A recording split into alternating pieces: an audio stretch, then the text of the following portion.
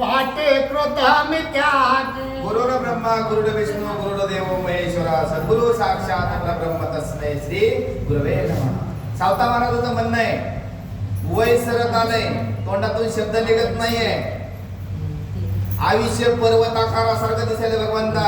ही माझी आता जी अवस्था आहे ना, शरीर चालत नाहीये, डोळ्याने दिसत नाही, कानाने ऐकू येत नाही, माझ्या मुखात शब्द निघत नाहीये.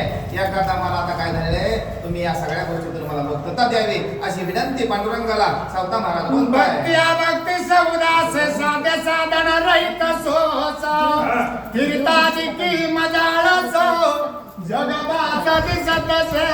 जग भास दिसत असे, कारण या सगळ्यापासून काय झाले, माझी उदास अशी वृत्ती झालेली आहे.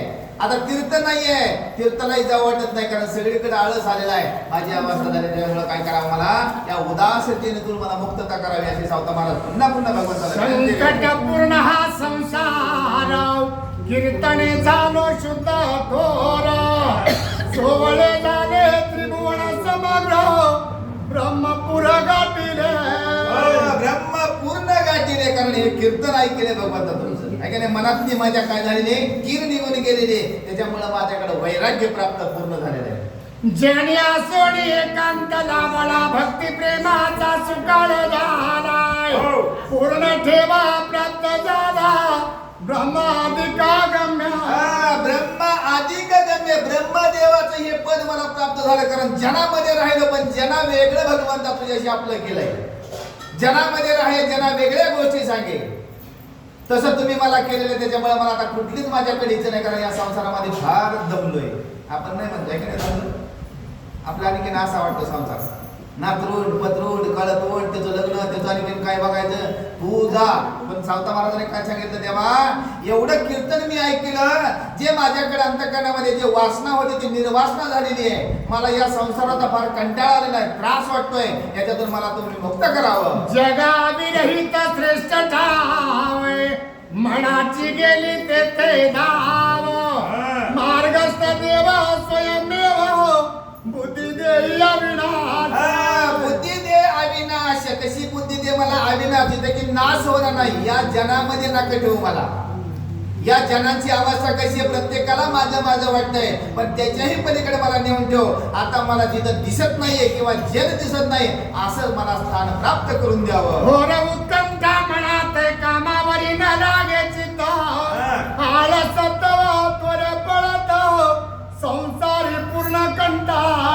संसारी पूर्ण कंटाळा आलाय. कुणी म्हणावं, हे ज्याची वृत्ती शांत झाली, ज्याचं मन त्या संसारावाशी विंटलं गेलेलं आहे आणि भगवंताशी प्रिय वाटलंय, असे सावता महाराज सांगायला कुणाला, भगवंताला. आता ही कटकट मुळी सावेना स्पष्ट आहे. पूर्ण समाधी थोर प्रगट वाट कैसे होईल. आता मदन सहाय्य हे कटकट, मला या संसारातली कटकट, या कामधंद्यातली कटकट, या शेतीमधली कटकट आता मला सहन होत नाहीये. त्याच्यामुळे एकांत ठाव पाहिजे. काय पाहिजे मला, एकांत ठाव पाहिजे भगवंता. एवढंच माझं मनोगत, एवढीच माझी इच्छा, एवढीच माझी इच्छा काय करावी पाहिजे, पूर्ण करावी. नारूचे जेवण खाणे नावडे माझा जनमान. मणी ध्यास लागला पूर्ण थोर विश्रांती स्थळाचा. थोर विश्रांती स्थळाचा न आवडे जनधन. आहे का नाही, नाही मला कन्या नको, पुत्र नको, धन नको, दौलत नको, गाडी नको, पैसा नको, गाडी नको, काहीच नकोय. याच्यातून मला मुक्त करा. पण आमचं तसं नाही, माणसं पाहिजे. काय पाहिजे, आणि सावता महाराज काय म्हणते, कुणी नको, ही जन सुद्धा नको मला, हे श्रोते सुद्धा नकोत मला, कुणी माझी वाहवा करू. या सगळ्या गोष्टीचा मला काय झालेला आहे, भेट आलेला आहे भगवंता. मला निश्चळ आचळ पदाच्या ठिकाणी मला काय करावं, प्राप्ती द्यावी अशी विनंती पुन्हा. पूर्ण सिंहासनी निर्मळी मागात विरहित स्थळी वाट जावे त्वरेने. वाट ते जावे त्वरेने. कुठे असं सिंहासन किंवा असं आसन मला प्राप्त व्हावा, तिथं कुणीही मध्ये मला अडथळा न करणारा असावा. हे जन नकोय मला, अशा मला त्या मोक्ष पदाच्या ठिकाणी काय करावं, तुम्ही बसवावं असं पांडुरंगाला सावता महाराज विनंती करतात. नको सुखास गेली पळून आस स्तुती निंदा रहित स्थानास वाटेवा असं व्हावा माझा.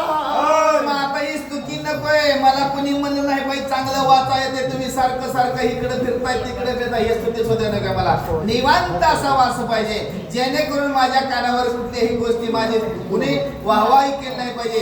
काय सावता महाराजांनी शेती केली हे मला ऐकायचं असू द्या, कंटाळा आलेला आहे भगवंता. मला एकांत स्थान पाहिजे.